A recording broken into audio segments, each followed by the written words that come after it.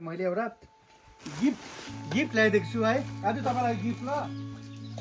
फेरि सबैजना नमस्ते ल हाम्रो यहाँ पाजु हुनुहुन्छ हुन त मेरो पाजु छैन है हाम्रो यहाँ नाम चाहिँ के पाजुको जित बहादुर प्रधान हुनुहुन्छ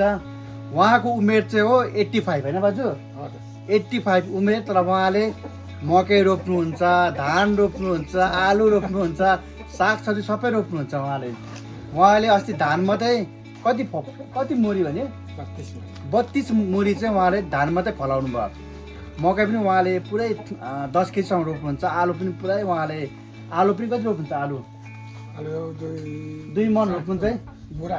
2 बोरा उहाँले आलु त 30 मुरी निकाल्नु भयो अरे होइन आलु पनि 11 मन अब उहाँ चाहिँ एकदम प्रोग्रेसिभ उहाँले चाहिँ एउटा के प्रुभ गर्नुभएको छ भने चाहिँ age is just a number है उहाँ यत्तिकै हिँडेर आउनुहुन्छ तलबाट हिँडेरै उहाँले आउनु बाटोमा भेट्छु उहाँलाई अन्त उहाँलाई चाहिँ 85 उमेरमा पनि उहाँले काम गरेको जोस देखाएर मलाई माया लाग्छ बाजु है मलाई जहिले पनि बोलाउनुहुन्छ दुध खानु आउनुहोस् न भने जहिले पनि बोलाउनुहुन्छ मलाई उहाँले मलाई चामलहरू पुरा दिनुहुन्छ ल आज चाहिँ उहाँको लागि चाहिँ मैले एउटा गिफ्ट ल्याइदिएको छु है आज तपाईँलाई गिफ्ट ल यो तपाईँलाई एग्रोनेट तपाईँलाई आज यो चाहिँ एग्रोनेट हो हुन्छ राख्नुहोस् यो चाहिँ उहाँलाई एग्रोनेट किन दिएको भन्दा चाहिँ है उहाँले मलाई अस्ति नै भन्नुभएको थियो मेरो एग्रोनेट सबै फाटिसकेको छ किनकि उहाँ चाहिँ अब एउटा 85 उमेरमा पनि उहाँको एउटा जोस छ हाम्रो त अहिले मान्छेहरू 60-70 पुगेपछि आइया आता भन्नुहुन्छ उहाँ चाहिँ स्टिल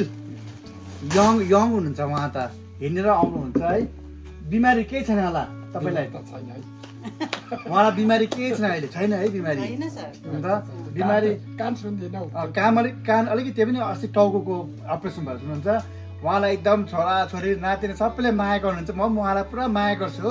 अन्त हामीले चाहिँ उहाँ जस्तोलाई सपोर्ट गर्नुपर्छ र अब आलु पनि रोप्नु हुँदैछ होइन